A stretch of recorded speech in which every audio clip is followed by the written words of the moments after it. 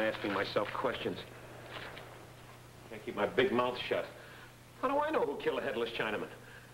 You know what's the matter with me, Disaster? I'm too good. I write mystery stories so good I can't figure them out myself. You know, if I could only get the finish to one story, that's all I need. If I could... I got it. I got it. What an idea. What a brainstorm. Oh, this is terrific. This is sensational. Oh, come on. Is that the way to act? Can't lay down on me now. You're all paid for. So, which way you want a new ribbon? I'll tell it to you, Disaster Shot. You see, a rich broker commits suicide. It means the end of his firm because all the books are crooked. His partners are going to be ruined. The little investors are going to be ruined. Then in walks the mysterious stranger with a proposition. He says, for $50,000, I'll make the suicide look like a murder. And that'll give you a chance to pay back all the money the company stole. Why? Why? But don't you see, that's the twist. The mysterious stranger wants to make the suicide look like a murder. Why should he want to save the crooks? Disaster, you ask the silliest questions. He doesn't want to save the crooks. He just wants to give them time to pay back all the money to the people. Don't... He talked. He talked. I got a talking horse. Disaster, speak to me. Say some more. Say some more. You're a dope. Yeah, he did. Oh, don't say another word. Don't say... I got to tell Ripley. Oh, Pat, it was you. What's all this prattle about suicide? What's that got to do with a headless Chinaman? Well, this is a new one, baby. It's called A Mysterious Stranger. It's sensational. What happened to the headless Chinaman? Oh, that story, I got stuck in the middle. I couldn't find out who killed him. Oh, Jason, you're terrible. You never finish anything. Oh, I'll finish this one, baby. Believe me, I'll finish it, so help me. What you said about the headless Chinaman and blood on the skyscraper and the case of the three-cornered smorgasbord. Oh, there you go, getting technical again. Where do you think Mr. Brenner would have gotten if he never finished anything? Brenner. Sooner or later, I knew his name was going to come up. Mr. Brenner's a very fine gentleman, a success. Oh, yeah, Mr. Brenner is wonderful. He certainly is. Yeah, he's the most sensational boss you've ever had. That's right. Then why didn't you marry him? Don't think I haven't wondered about that, too. All right, go ahead if you think he's any better. Oh, Jason. Disaster, he's eating my geraniums. Stop it. You better watch out. She'll sell you to Bing Crosby. Brenner. It isn't so bad, Tom. We can fix everything. Fix? This thing should never have happened. Honest Tom Maudley, that's what they call me. You've taken that name, the three of you, and used it to cheat and defraud. Now, hold on, Tom. How did we know that Santori was going to let the country get out of hand? How did we know that a revolt... My dear Mr. Kroll, we had no idea there was going to be any revolt. Other than an infallible warning 24 hours before you closed the deal. $2 million, Mr. Kroll, stolen. Actually stolen from little people. Hundreds of little people who can't afford to lose a dime. And Lauren, the widow's friend. I don't have to take this from you, Tom Maudley. I'm a full partner in this firm. $15,000 for a phony oil well. It's a very good oil well. Of course. As confiscated, it means nothing to us. Look here, Tom. Don't you think you better let me handle this for you? I promise you that everything will be taken care of to your complete satisfaction. I want you to understand this, all of you. In the 3 months that I've been ill, you've ruined a reputation that took 37 years to build.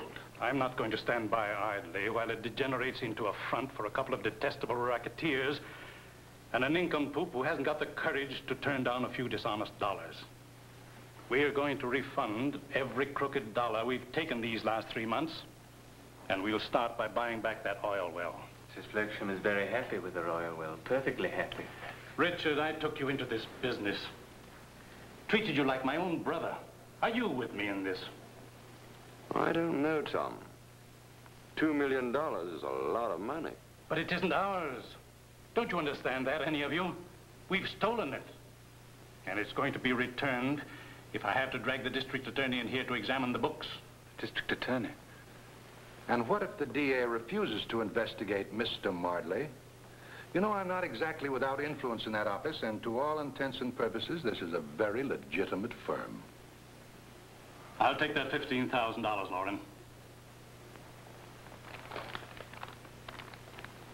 We're taking back an oil well, gentlemen, and this is only the beginning, and those bonds are next. You've got a fight on your hands, Tom.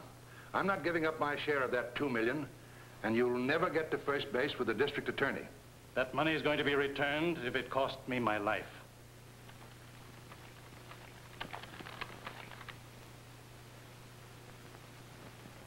So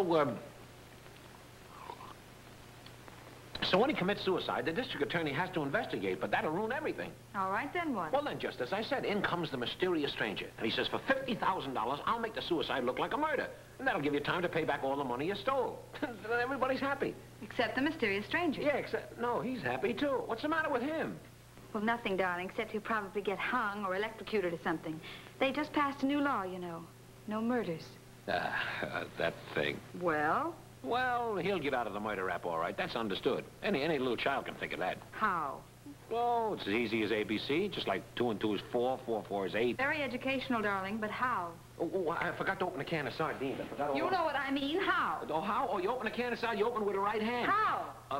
How? Indian. Ooh, how? Very. Did you ever see the imitation left-handed Indian? You don't know, do you? Well, Do you? Well, not exactly, darling, but that's the easiest part. It'll come to me just like that. Mm-hmm, like the headless Chinaman came to you just like that. And the blood on the skyscraper came to you just like that. Well, you don't have to get so nasty about it. Oh, no, I don't have to get so nasty about it. All I have to do is to make believe that I'm not married so Mr. Brenner won't fire me, and work my fingers to the bone to support a husband who can't finish anything he starts. Oh, is that so? Does he ever call Central Casting for work? No. Does he paint the front door, or finish mowing the lawn, or clean the house? No. Well, you're going to discourage me right now, just when I'm in the middle of the greatest idea I ever had. I have to clean the house. I have to feed the dogs.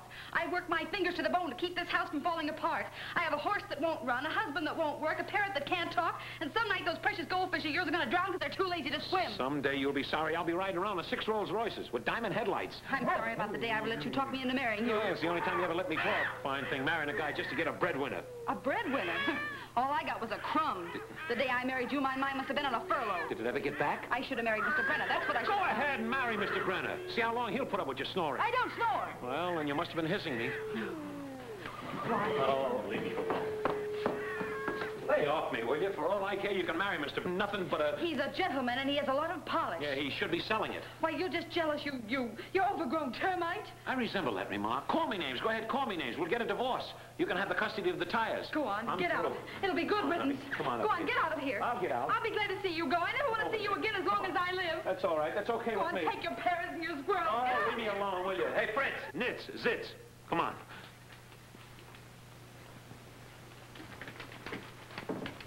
Why, you... Come on, gang, come on.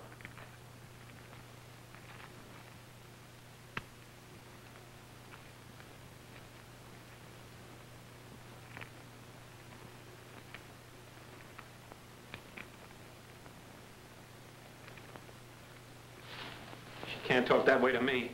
I'll show her. I've slept in the garage before. I'll show her. I'll show everybody. Wait till I figure out the finish to this story. I'll teach her a lesson she'll never forget. I'll be a success. I'll be famous. Beautiful women will throw themselves at my feet. They'll throw money at my feet. They'll throw gems at my feet. What have my feet got that I haven't got?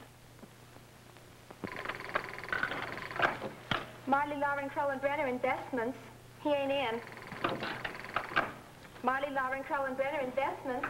He ain't in. I'll teach him a lesson once and for all. No man's gonna walk out on me like that and get away with it. I'll get a divorce, that's what I'll do. I'll go to Reno, I'll get a lawyer. I'm gonna tell him he beats me. I'll have him thrown in jail. He's not gonna treat me like this. Oh, gee, kid, what do you want to go and get yourself all excited about? Ain't you and Jason never had a scrap before? Yes, but not like this. He didn't even come in for breakfast. Well, I wouldn't worry too much, Pat. Maybe he ain't really mad at you. Maybe he just got run over by a trolley car or something. Well, when he gets home, he'll wish that he... A trolley car. Well, not a big trolley car, just a little trolley car. Or maybe it was only a truck. Oh, my poor Jason. My poor, beautiful Jason. Run over by a trolley car. Hey, Pat, they didn't have any coleslaw, so I got... Hey, what's the matter? Leave her alone, Jimmy. She's got a tragedy in her life. No kidding. Go on, Pat, eat your lunch. It'll do you good. Oh, how can I eat at a time like this? Poor Jason lying battered and dying in some gutter. It was all my fault. I should have let disaster eat the geraniums. Wacky, huh? He thought I didn't love him. Pat, honey, I got it. Jason, darling. Oh, baby, wait till you hear the finish I got for the mysterious stranger. It'll knock you right in your ear. What a finish. Oh, don't talk. Just hold me close. I was so worried. I thought that you... Where have you been? I was over at Joe's. Oh, here I sit worrying, weeping my eyes out while you run around with your no-good friends. I wasn't running around, honey. I was using Joe's typewriter. Will you listen to this finish? It's sensational. Jason, you've got to get out of here. Mr. Brenner's coming back. Brenner. He's a wolf, king size. Listen, if he finds out I'm married, I'll get fired, and you know it. Will you listen to this finish? It'll only take a minute, please. All right, go ahead.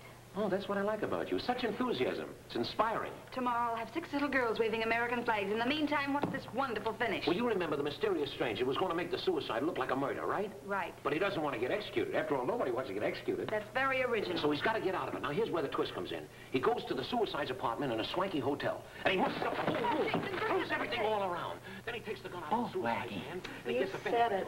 Then he leaves the hotel. And as he leaves the hotel, he makes sure that the elevator boy gets a good look at him, because that's very important. That's silly. It isn't silly. The boy has to see him. Oh, will you please listen? Hey, here comes Mr. Brenner. Oh, no. Oh, Jason, you'll have to get out of here. No, not that way. They're coming down that way. You'll have to go over there and hide. Hide? Fine thing. At my age, I got to start playing games. Oh, come on, Over Jason. here? I'll go in here. No. There's Mr. Brenner's office. Well, what's the difference? Tell him I'm working my way through magazines selling colleges. Oh, no, in the boardroom. They never use it. All right. Here, I don't like chocolate. Oh. Oh, you're not going in there. We're not. Well, no, it's all full of dust and germs. Oh, don't worry about us, Pat. Go on home, get some rest.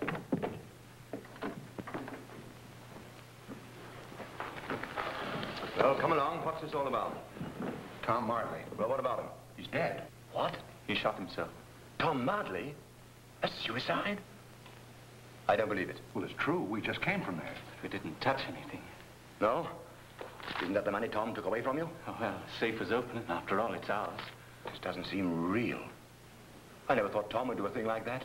Well, he told us he'd do it. Do you remember, Lauren? He said he'd manage an investigation. Can't show them the books. They mustn't see the books.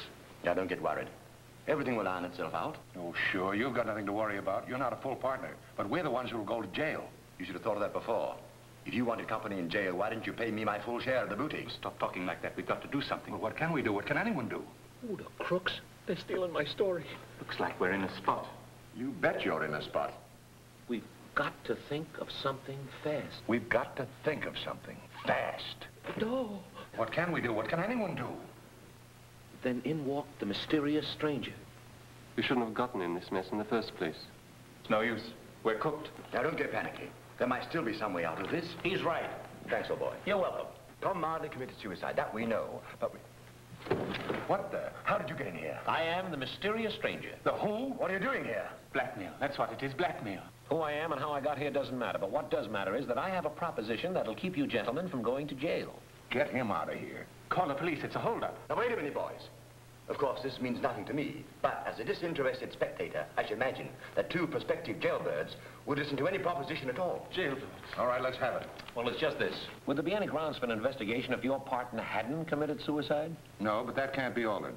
Ah, but it can. Young man, you're insane. Look who's talking. What do you propose to do? Bring Tom Mardley back to life? Well, he can be dead and not be a suicide. He committed suicide? Yeah, but he could have been murdered. Start talking, young fella, but fast and straight. Well, here's my proposition. For a small fee, cash on the line, I'll murder the man that committed suicide. I'll fix it so that I'm charged with the murder. And I'll try to get out of it the best I can. In the meantime, you'll have to straighten out all your affairs and pay back the people you cheated. Then if an investigation does come up, you've got nothing to worry about. You mean you'll deliberately have yourself accused of murder? That's right. For how much? Oh, for about,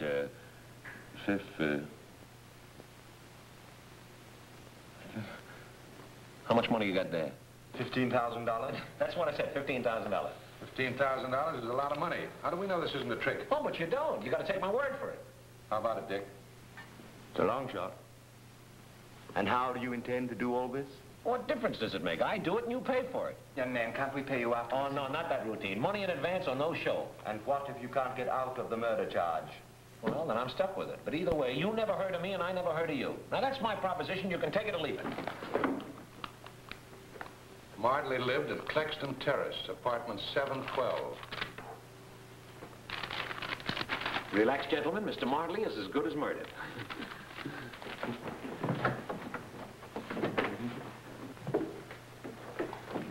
Oh, Jason, darling, what happened? Pat, I did it. I sold my story. I'm a success. I sold it. Goodbye, Elsie. I gotta go and commit a murder. Oh, boy. Marty Lauren Crow and murder. The mysterious stranger then proceeded to the suicide's apartment and fixed everything so it resembled a murder.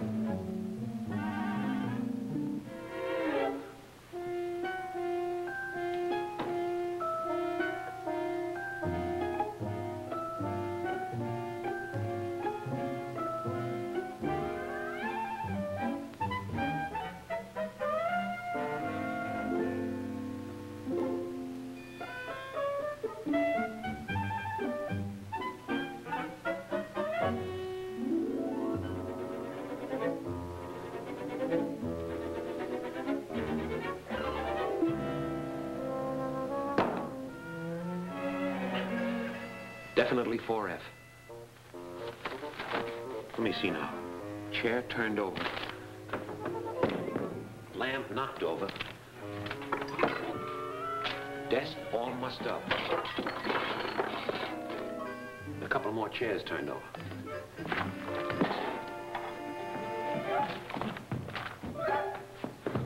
It's too heavy. Now the gun.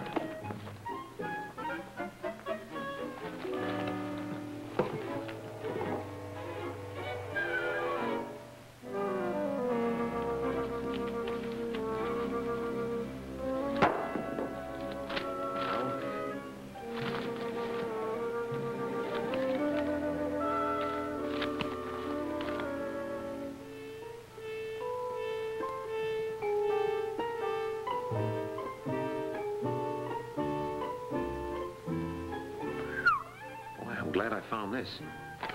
That was a close one. Guess that does it. Let's see. Now the mysterious stranger has to establish himself with the elevator boy.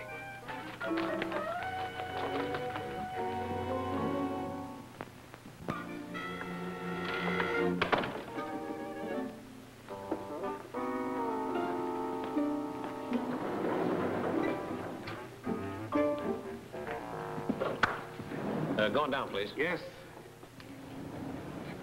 Dark in here, isn't it? He only finished second at Churchill down now. They put 2 more pounds on him. Pardon me, do you know what time it is, please? About 1 o'clock. How do you know? You got a watch? Don't need a watch. My stomach tells me. Oh. Doggone. He only finished 4th today, Doc. He should have done better than that. You know, I was looking at that. You know, I don't go to the races anymore. I took my aunt to the races. She weighs about 300 pounds. A terrible thing happened. She bent down to tie a shoelace. The guy threw a saddle on her. She came in 3rd. Lobby.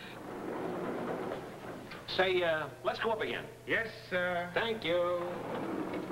At Jamaica, she runs 6 furlongs and 112. That ain't good. See what the horse did on May 10th. That was Mother's Day. Then he goes crazy and does 202 1/5 for the 1 1/4 miles.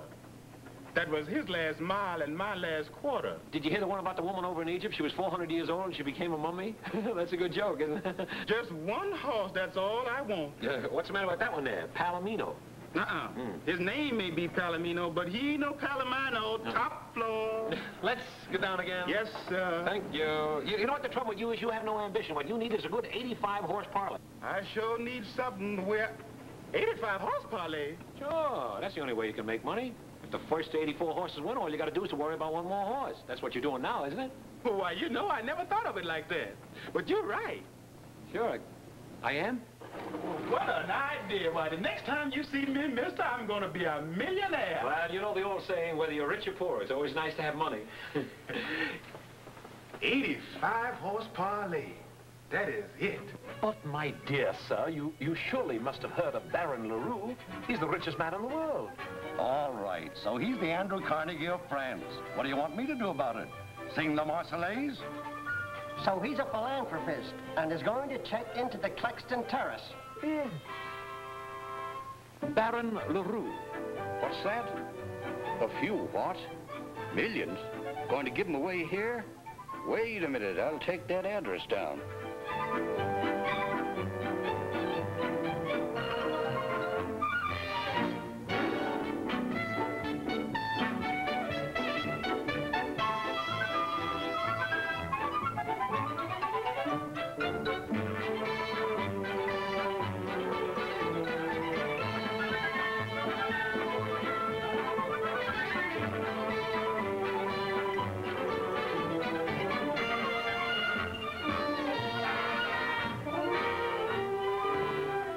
I guess Richard Brenner isn't so much. I like this outfit, all except the pants. That's a victory suit, no cuffs. Oh, I see. Well, I got a victory closet, no suits. How do I look, all right? Marvelous, simply marvelous. Thank you very much. You know, I'm very glad that you waited on me because I think you're a gentleman. I think you're a gentleman. Oh, thank you. I think you're a wonderful dresser. And I think you're a wonderful dresser. Thank you. I think you're very handsome. I should have quit when I was even.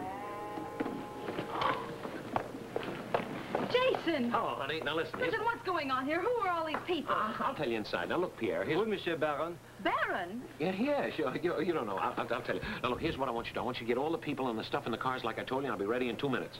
Monsieur, this whole business, is that honest? Of course it's honest. All you and the rest of the monkeys have to do is to tell everybody that I'm Baron LaRue and that I'm very rich. Oui, Monsieur. Very rich. That's right. But is this honest?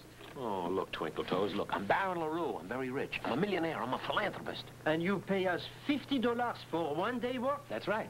You are a philanthropist, Monsieur. You must be very rich. What's all this about Baron LaRue? Jason Cordry, what are you up to? I'll explain everything. Come on inside.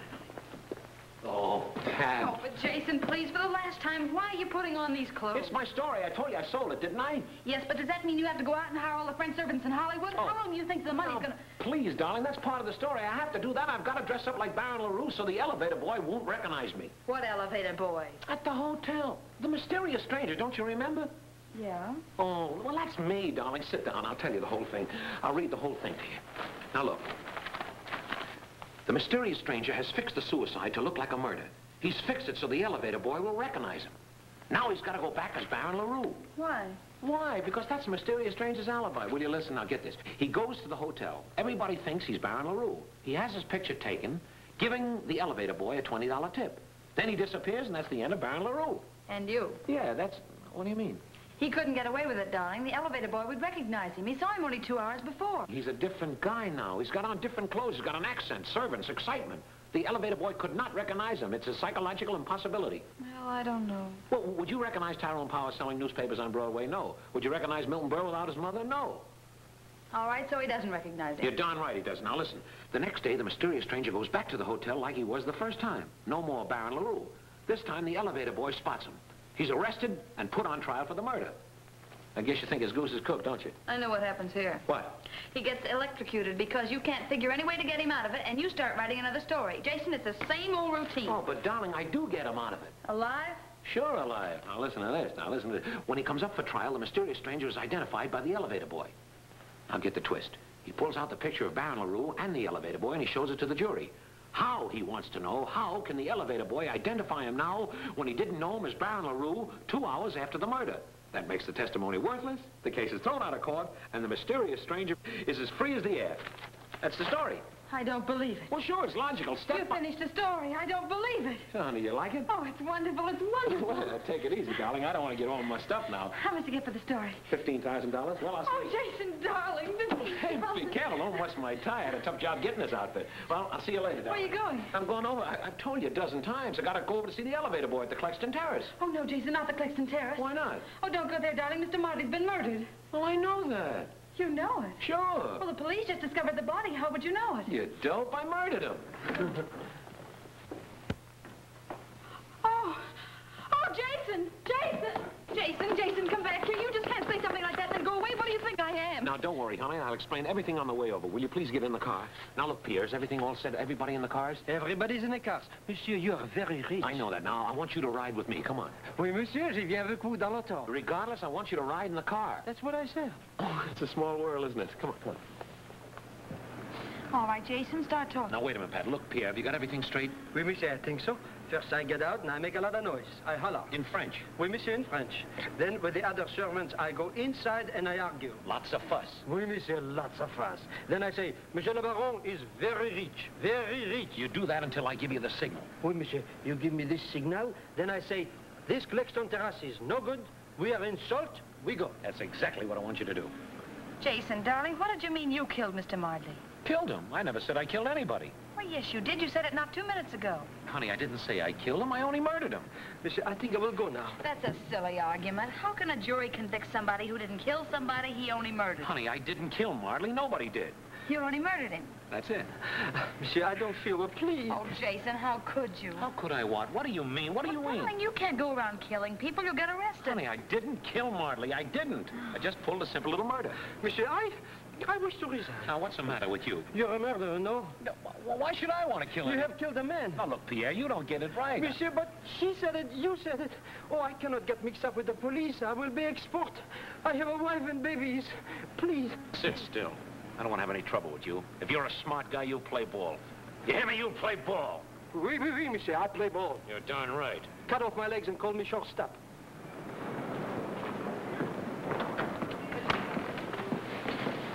Jason, please, please. Don't worry, honey. I've got to have my picture taken, then we're all set. I hope you know what you're doing.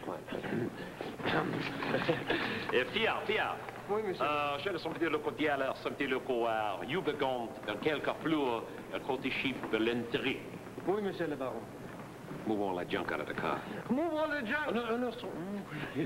Eller på det är så det. Hello. No. Are you with the Baron's party? No speak of English. Oh, excuse me.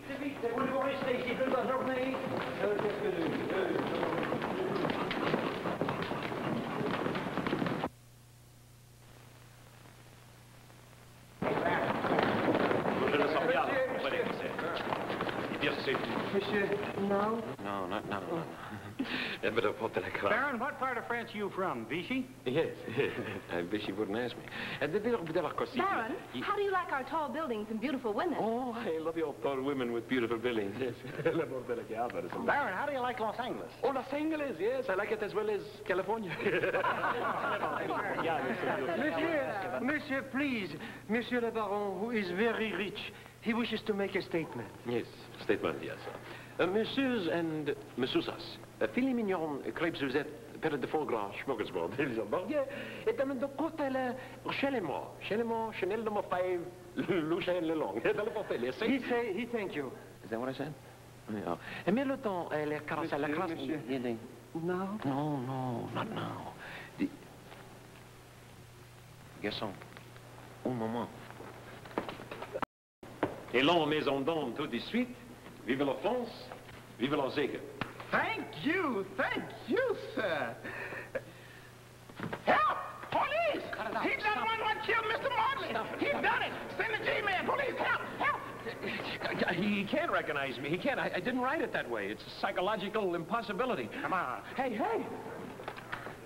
Monsieur, now? Nip up, that's what it is. Look, kid, it's an open and shut case. Why don't you just confess? I know I'm right. Who recognized Gypsy Rose Lee in a fur coat? Who'd know Mussolini selling bananas? Cigarettes. Nice little cigarettes. It doesn't make sense. How could he know me? You're supposed to pay attention. Oh, please go away. You're supposed to be thirsty. You're supposed to be dying for a cigarette. Can't I get any cooperation out of you? I want to use the phone. Get away from there. So you want to use the phone, huh? Yeah, I want to use the phone. I got a right to use. Can I use the phone? Sure, you can use the phone. Sure. All you have to do is just sign this little confession here. You can use the phone all you want. No, I'm not going to sign any confession, and I got a right to use the phone. The Constitution says I got a right to use the phone. We, the people of the United States, in order to form a perfect union, establish justice, ensure domestic tranquility. That's got nothing to do with the phone. And secure the blessings of liberty to ourselves and to our posterity. Look, kid, all you gotta do... Do, ordain, and establish this Constitution for the United States of America, Article 1, Section 1. Wait a minute. You're gonna quote the whole Constitution? Yeah, and all the amendments, too. Can I use the phone? Yeah, go ahead, use the phone.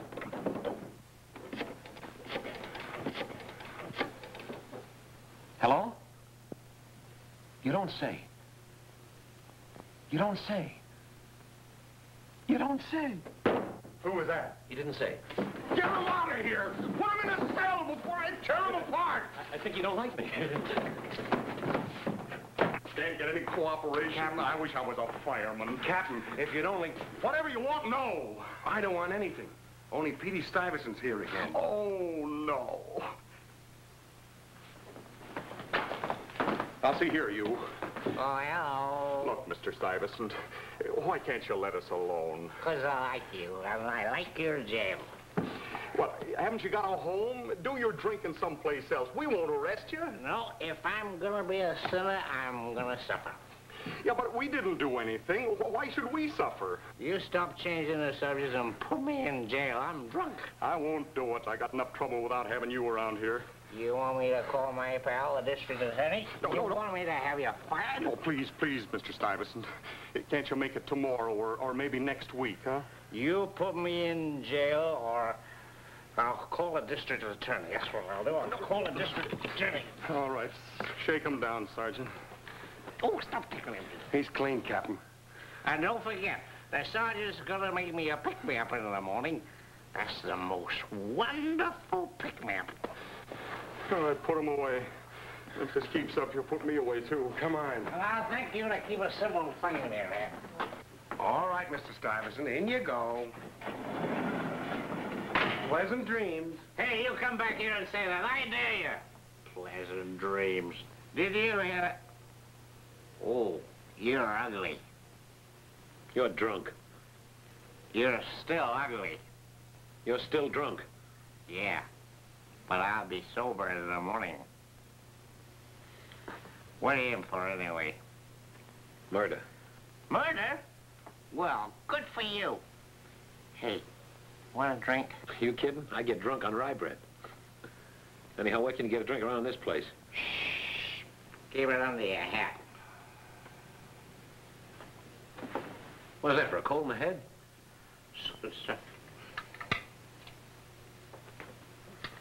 Yeah, but have a drink.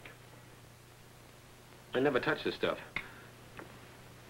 Well, here goes. What is that, sheep dip? Who'd you kill? I didn't kill anybody. Well, that's silly. How can you be in here for murder if you didn't kill anybody? Oh, you just don't understand. It's part of the mystery story I sold. Mystery story? Yeah. Who wrote it? I did. That's a lie. I know every mystery story living and dead, and you didn't write any of them. Oh, yes, I did. I've written a lot of stories. Well, I never heard of them. Name 12. Well, I wrote The Mysterious Stranger, The Headless Chinaman, Blood on a Skyscraper. What do you think about that? I never heard of them, and I never heard of you either. What's the Blood on a Skyscraper about? What's in there, alcohol? Sure. Oh, Blood on a Skyscraper, huh? Well, that's a story about a man who lives on top of a penthouse in New York. It's no good.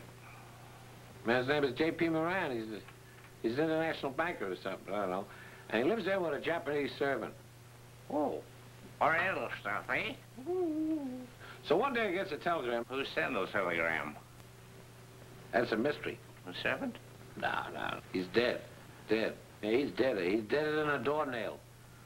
Oh. His throat is cut from leg to leg. Oh, gee, that's terrible. Well, good night. You're back.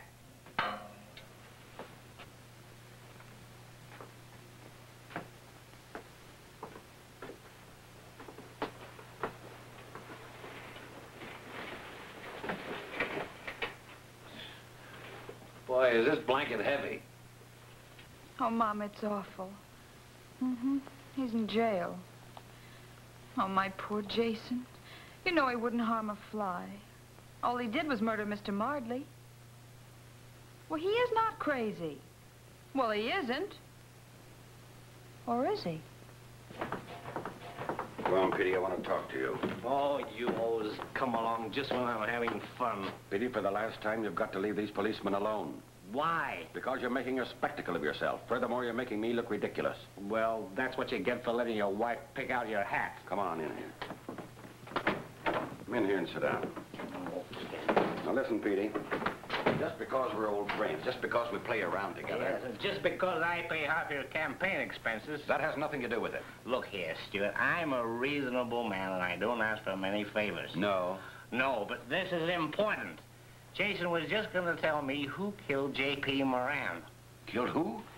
J.P. Moran. He's a New York banker or something. And Cordry killed him? How do I know? He was just going to tell me when you butted in. Another murder. Wonderful. Another? Huh, there's 6 altogether. 6? Sure. But do you let him tell me about them? No. You drag me out of there and send him away downtown somewhere. It's a fine way to conduct an investigation, if you ask me. Listen, Petey. Petey, you're my friend, my pal. Oh, sure. Now listen to me. If I let you go down there and visit with Corby for a little while, will you find out the names of all the people he's killed? Oh, now you're talking. Sure, you know me. Good old Petey. Captain Grady. Mr. Stuyvesant is going to visit Corby for a little while. When he leaves, I want a detective put on his trail. All right, sir. Now, let me see. What detective do I hate the most? You! Me? Now what have I done? Okay, pal, okay. Who did it? Who did what? Killed the New York banker, J.P. Moran. What's his name? What's his name? J.P. Moran. Never heard of him. Do me a favor. Why don't you send yourself threatening letters? Oh, no kidding, Jason. You gotta tell me who did it. I won't be able to get any sleep.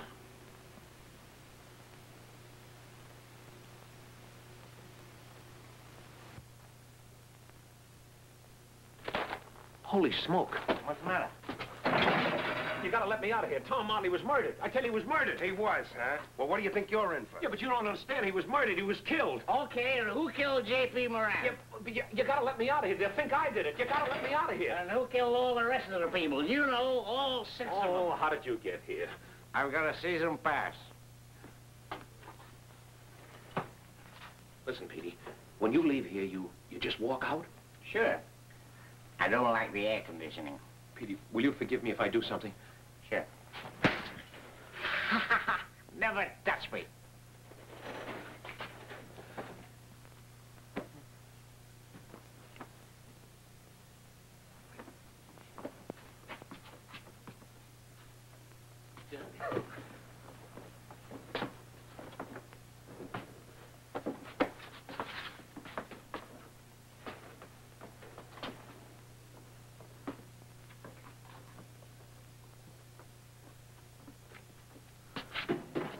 Hey, Sergeant, Sergeant.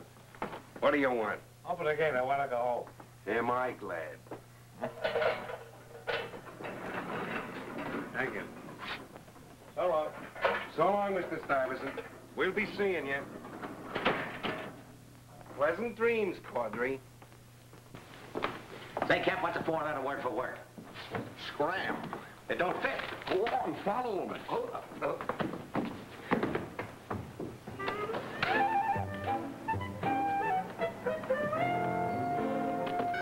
Hey, did you see a fellow around here with a check coat and light pants? Yeah, he went that way. Thank you. That's him!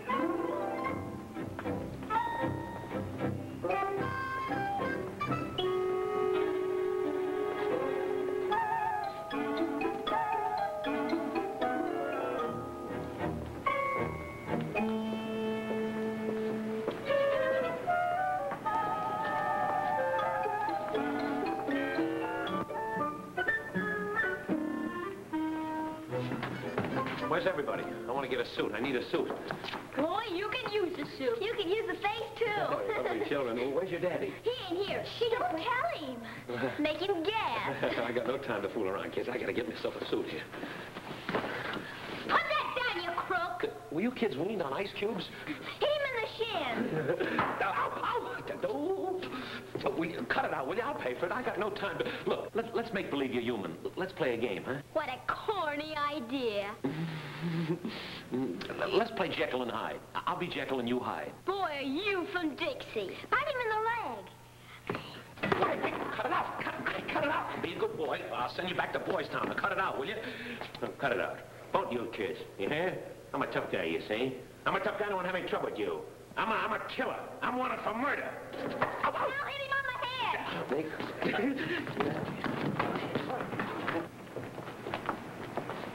He is not. He is too. He is not. He is too. Oh, go on, you're crazy. I am not. Go on, ask him. Okay, I will. Hey, buddy, you a detective?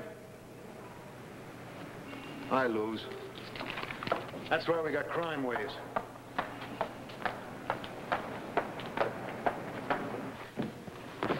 Here.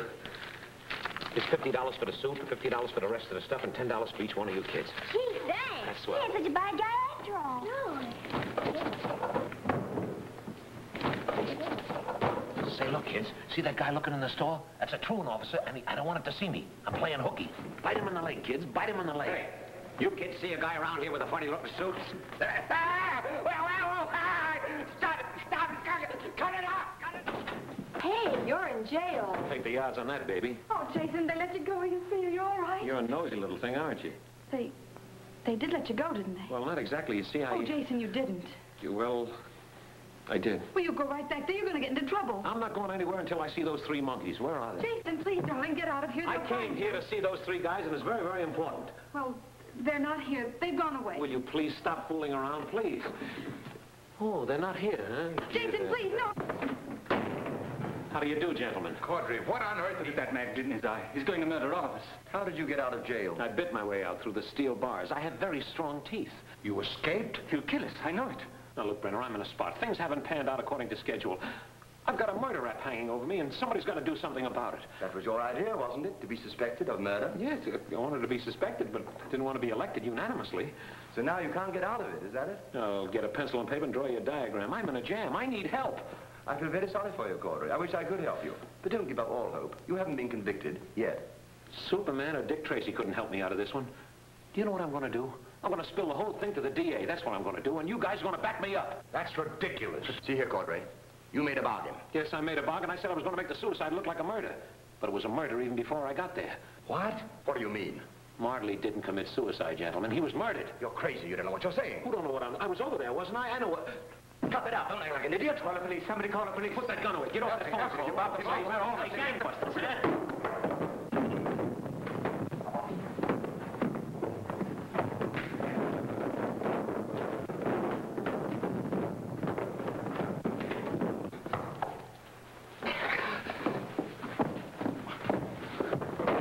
All right, you guys, get this. I'll find some way to make you talk. And when I do, I'm coming back.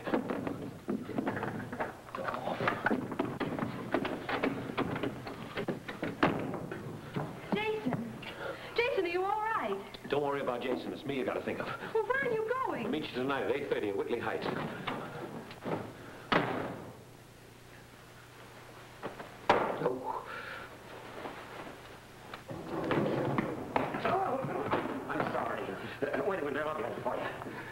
Thank you very, very much. There you are. You're welcome. Oh, don't do that. Don't ever do that. Oh, Jason, I'm so scared. You're scared? My shadow has goose pimples. Oh, let's get away from here. Let's...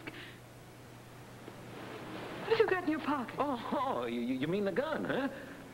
Jason Caudry, where did you get Mr. Martley's gun? This isn't Mr. Martley's gun. I got this from Lauren. I don't care who you got it from. That's Mr. Martley's gun. I bought it for him. Don't be silly, honey. There's lots of guns like these. There's millions of them. I got this one from Lauren. Hey, if this is Martley's gun, the other one must belong to the killer. Oh, let's go away someplace. Now, wait a minute. There must be some way of finding out if this is really Martley's gun.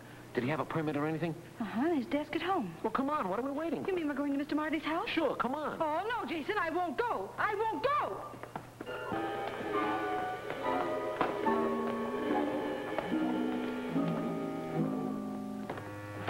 It's locked. Good, we can't get in. Let's go. Come on, don't be silly. There's more than one way to skin a cat. Well, then let's go find a cat. Oh. What's that? Garbage. No, thanks.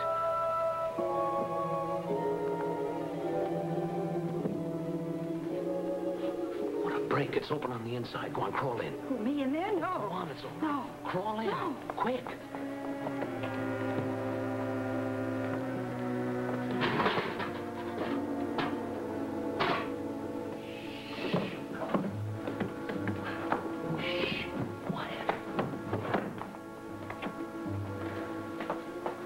I guess this is the way. Come on.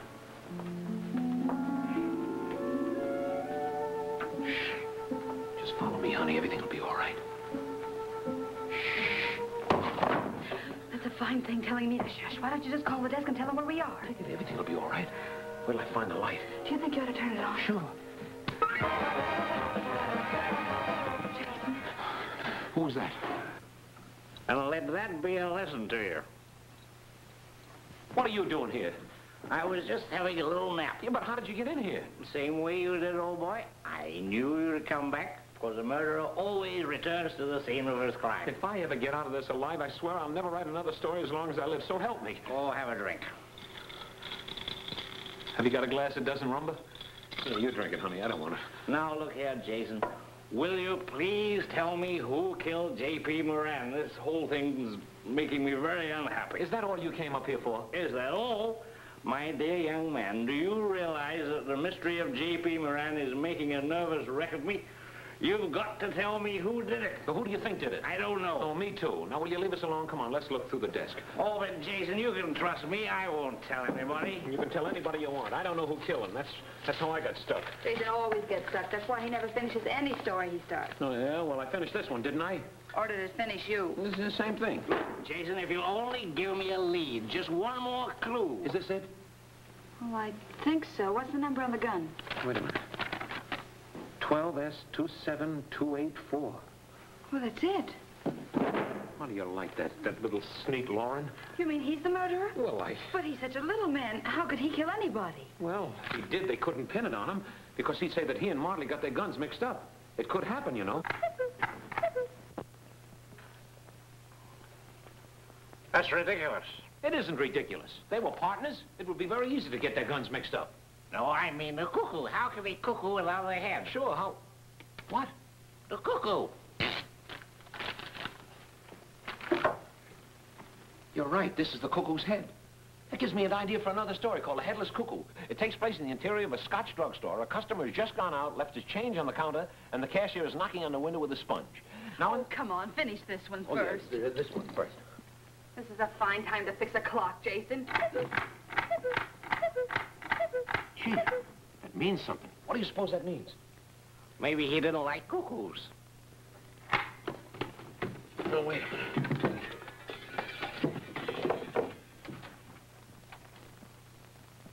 How do you like that? A bullet. What is this, a shooting gallery?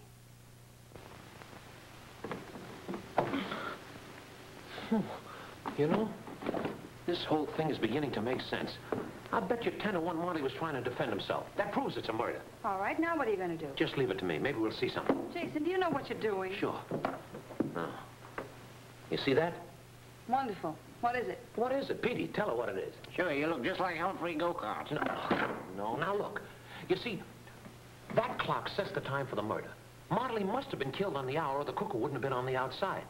Now, as I see it, Marley was seated at this desk. The killer was standing on this side of him. The killer pointed the gun at Marley, and Marley, in order to protect himself, reached in his drawer and pulled out his own gun. He pulled the trigger just as he was hit. The shot went wild and hit the cuckoo, and then the killer switched guns. Marvelous, amazing, a brilliant piece of deduction. Brilliant, but who shot Marley? I don't know. I do. You do? Uh-huh. Who? You did. Don't be silly. Well, everybody says you did, and that's why I've got to find out who killed J.P. Moran. Don't start with that again. After you're executed, I'll never be able to find out. Boy, have you got troubles. Oh, honestly, Jason, didn't you kill him? I didn't kill anybody. He only murdered him. That's right. You see, that's part of the story I wrote. That's where I'm stuck. Well, in that case, we've got to do something about this. We can't have Jason executed for no good reason at all. That's right. What are you going to do? I'll call the district attorney, because if you... No. Put down that phone. You're flashing the switchboard. What are you trying to do? The cops have been looking for me all over town. I had to just sneak past 8 of them in the lobby. Oh, gee, Jason, I'm sorry. I forgot. Listen, we better get out of here. The cops will be up here like a bunch of hornets. Come on. Wait a minute. Come on, Pat. Come on, Quadri, we got your covered. You can't get away. Come on, you gotta get out of here. Jason, I won't go with Oh, you. yes, you will. Now climb into that garbage opening and don't come out for an hour. Go on. Bring it in, Joe. Bring it in. Right.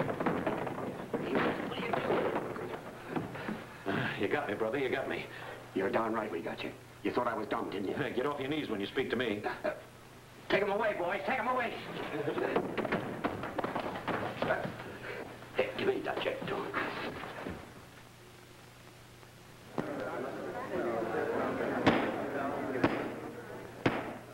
Exactly to what do you object? I don't know. I just object, that's all. I am a patient man, and I'm trying to do the best I can. But will you please be more specific? I object to the district attorney. I don't think he likes me. I think he's prejudiced. Objection overruled. Please continue, Mr. Drinkwater. Thank you, Your Honor. Ladies and gentlemen of the jury, some men kill in anger, some through fear, some for love. These crimes, while they cannot be excused, can at least be understood. But when a man coldly and deliberately plans the murder of another for no reason other than his own personal aggrandizement, then he's no longer a man but a beast and should be removed from the society upon which he preys. You see what I mean? He's trying to influence the jury. Mr. Caudry, please. For your information, my dear Mr. Caudry, it is the district attorney's job to influence the jury. Oh, I didn't know that. Proceed, Mr. Drinkwater. Well, let him go ahead. As the first witness for the state. Go ahead, say anything you want. Your Honor, as the first witness for the state. And you can say whatever you want. Speak up. Go ahead. Your Honor, as the first witness for the state, I would like to call Mr. George Lauren. George Lauren to the stand.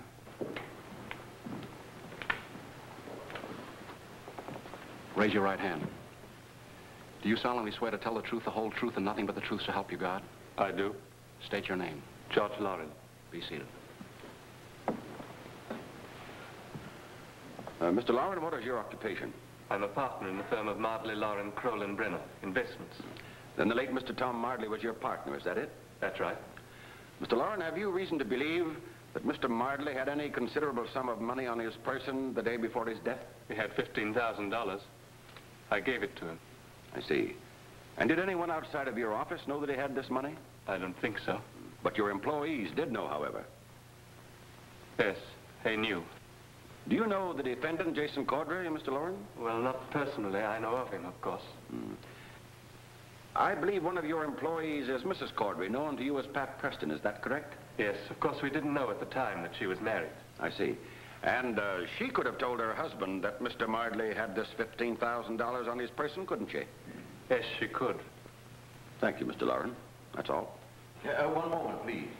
Have you any questions, Mr. Caudry? You're darn right I have. Did I hear you say you didn't know me? I said I didn't know you personally. Personally? What do I have to do? Loan you my Buck Rogers badge? You mean you never spoke to me or had any dealings with me? Is that it? Yes. Lauren, you're a cockeyed liar, and I charge you with perjury. Silence. I will not tolerate your conduct. All right. You're the boss. Come over to the house sometime. We'll open a gas jet. And Jason Caudry was then in full and conclusive possession of the information that Mr. Tom Mardley had $15,000 on his person. Yes. Your witness, Mr. Caudry. I object. Section 4, Article 8, State of California. Hey, you're reading the book upside down. I know. You think it's easy?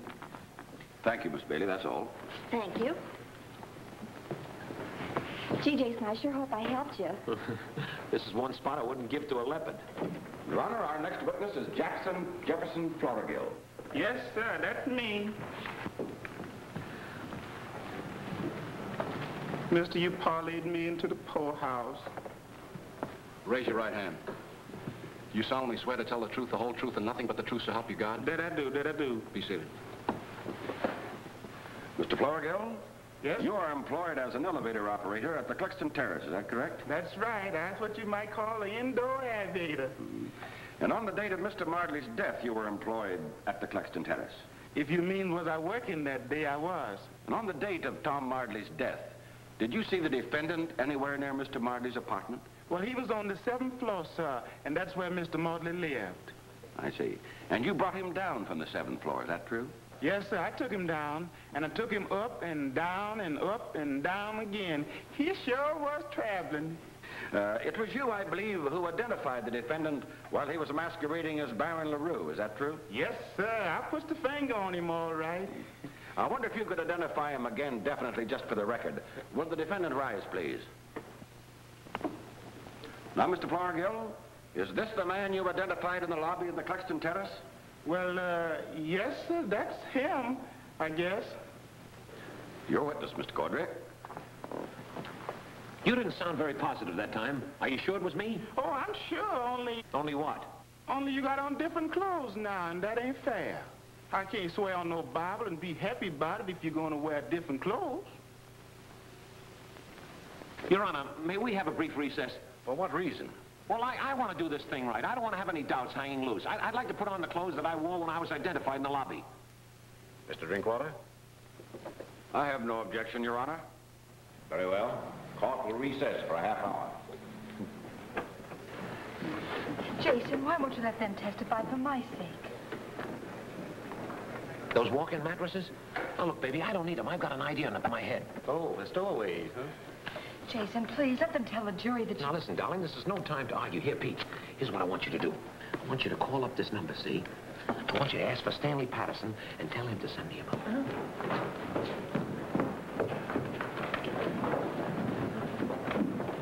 Are you sure Petey got him all right? Of course I'm sure. They're waiting outside. Things are going to start popping around here, but fast.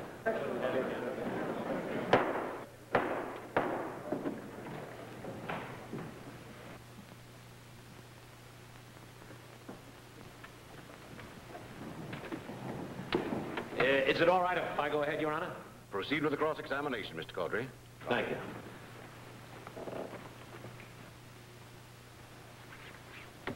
How do I look now, son? You mean personally or for the judge? For the judge. You is it. You're sure of that? I is positive and emphatic. If it pleases the court. Please, Your Honor, I'm not through yet. May I continue? Thank you very much. Okay, Petey. Come on.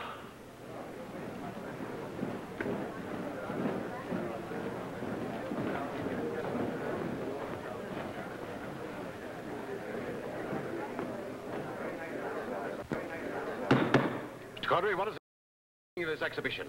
Just a minute, Your Honor. Everything is going to be all right. Just wait. Well, this is going to kill you. Now, look, son. We're all going to go into a huddle. When we straighten up, I want you to pick me out. Is that clear? I reckon so. 64, 85, 75, 64, 84, 6. Well, pick him out, Jackson. They all looks alike. That ain't fair. You've done it before. Which man is he? I don't know. They're all wearing the same clothes.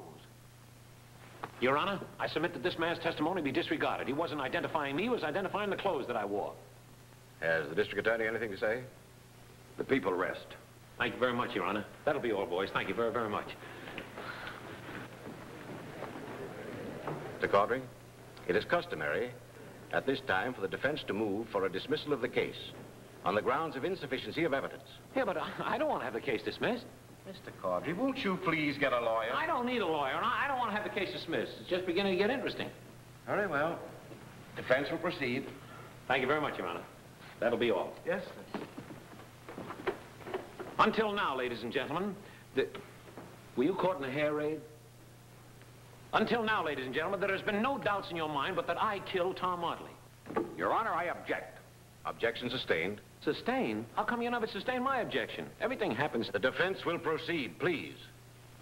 It's class prejudice, that's what it is. Ladies and gentlemen of the jury, in a murder trial, there are always three things to prove. First, the identity of the murderer. Second, the motive. And third, accessibility. The district attorney established $15,000 as the motive. He proved that I was at the Cluxton Terrace approximately at the time of the murder and almost identified me as the murderer. But there's one thing he left out, however, and that's what I want to prove right now. I want to prove that this was actually a murder. Mr. Caudry. Yes, sir. May I ask one question? Whose side are you on? Huh? The district attorney proved very ably that Tom Audley was murdered. You're not supposed to help him. But he didn't prove anything. You can leave... Oh.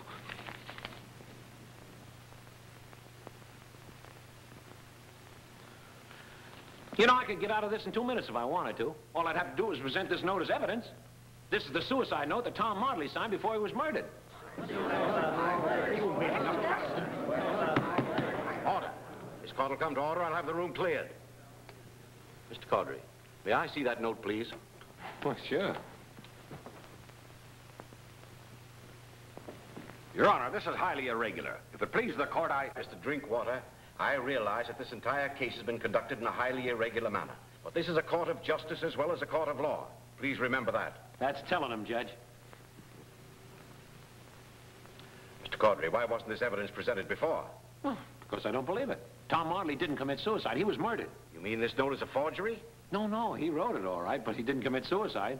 I'm sure of that. Was this telephone number written by Mr. Martley? I guess so. It's always been there. Bailiff, I want this telephone number checked immediately. Yes, sir. Your Honor, if you'll just let me call a couple of witnesses, I can clear up a lot of this stuff. Call your witnesses. Thank you very much. Richard Brenner, it's my first witness. Richard Brenner to the stand. Go ahead. They're calling you.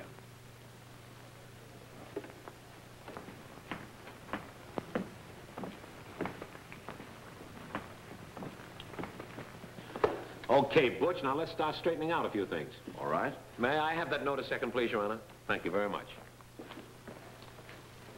Martley was just about your best friend, wasn't he? That's right. You've seen a lot of his handwriting and signatures, haven't you? Quite a few times. Would you say Martley wrote that note? Either Tom Martley wrote that note or it's a wonderful piece of forgery. Thank you very much, Your Honor. You're a pal. Now, there's one more question, and I think we can clear up this point. Was Tom Martley left-handed or right-handed? Let me see. I think he was left-handed. Yeah, I'm sure of it. Yes, he was left-handed. You're sure he was left-handed? Your Honor, that's what gave me the original lead to the fact that Tom Martley was murdered. You see, there was a photograph in a paper showing him as a southpaw pitcher on a high school baseball team. He was left-handed. But if you look at the coroner's report, you'll see that the bullet that killed Tom Martley was in the right temple. Don't you see, Your Honor? There's something screwy there. Martley did write the suicide note, but he couldn't have shot himself because the bullet was on the wrong side of the head. Pardon me, I hate to interrupt such a brilliant piece of reasoning, but do you mind if I return to my seat? I object. Objection sustained. Are you kidding? Your Honor, here's the picture as I see it. Martley is home in his apartment, and he gets a visit from a fella dressed the same way as I am now. Now, there's an argument, and the stranger puts the gun to Martley's head and forces him to sign a suicide note. Martley writes the note, trying to stall as long as he can, because he's got a gun in his drawer, and he keeps hoping that he can use it before being shot himself. He finishes the note, and then he goes for the gun, but before he can pull the trigger, he's shot in the right temple. Now, as Martley is falling, he pulls the trigger of his own gun, and the shot goes wild. Now, there's a cuckoo clock in Martley's apartment, and the cuckoo has no head. Your Honor, I dug this bullet out of the back of the clock. And I think that your experts will agree that it came from Martley's gun. Your Honor, this whole thing has very little bearing on the case. Caudry admits that Mr. Martley was murdered, and nothing that he has said so far would indicate that Martley was murdered by anyone but the defendant. Is that so? Well, if you'll only keep quiet for just a couple of minutes, I'll show you who killed Tom Martley. Is that all right, Your Honor? Continue, Mr. Caudry. All right. Now, Martley's gun disappeared right after the murder and showed up in his office. Now, I took it away from Lauren, and whoever committed the murder didn't like the idea. Now, the whole thing adds up except for one little thing. And it's as plain as the nose on your face that one of Martley's partners committed the murder, but I don't know which one. Your Honor, I object. This entire thing is ridiculous.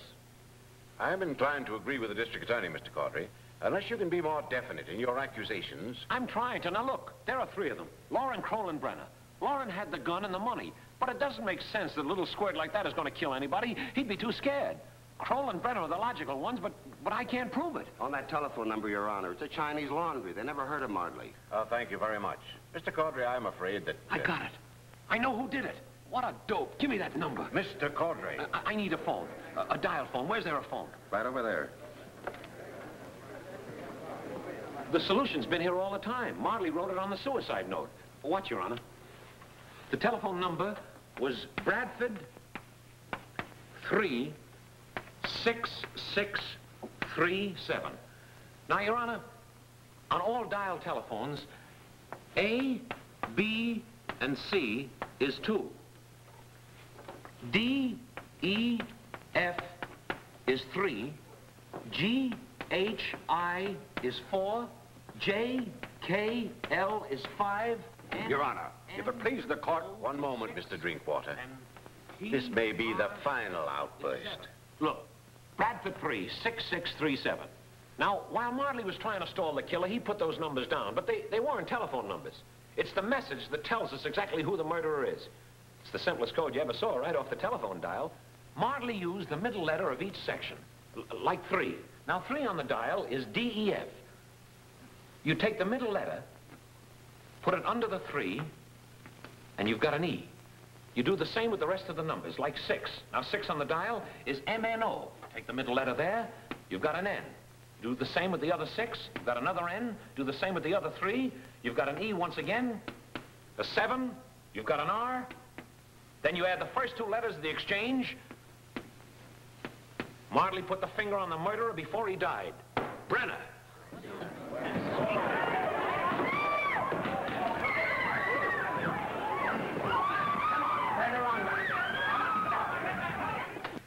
Jason. Oh, wait a minute, baby, will you? I'm right in the middle of a sensational idea. It's called the Armless Porcupine. Now, look, Laughing Porter, 16 murders in a freak show. Boy, it's terrific. It's the greatest idea I ever had. Who commits the murders We can have them killed in a circus or a carnival. Who commits the murders? Guys with 3 heads, sword swallowers, snake charmers. Boy, it's terrific. Aren't you glad you married me? Get the ideas I get. You don't know who killed them, do you? Well, not exactly. You weren't going to write one word to a story until you knew who committed the murders. Yeah, but darling, it'll come. You weren't going to write any more stories at all. We weren't going through this again. Yeah, but listen, we were Pat. going to live like sensible, normal people. Yeah, but listen, Pat, Good night. But, Pat, when you get an idea like that... I'll show her.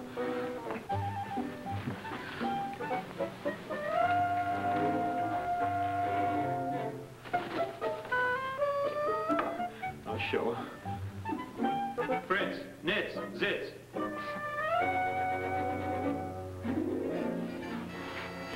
Can't talk that way to me. I'll show her. Tell me I don't know who killed him. I'll show everybody. Everything happens to me. No water. Say, Jason. Who killed J.P. Moran? Pat! We've got a talking parrot!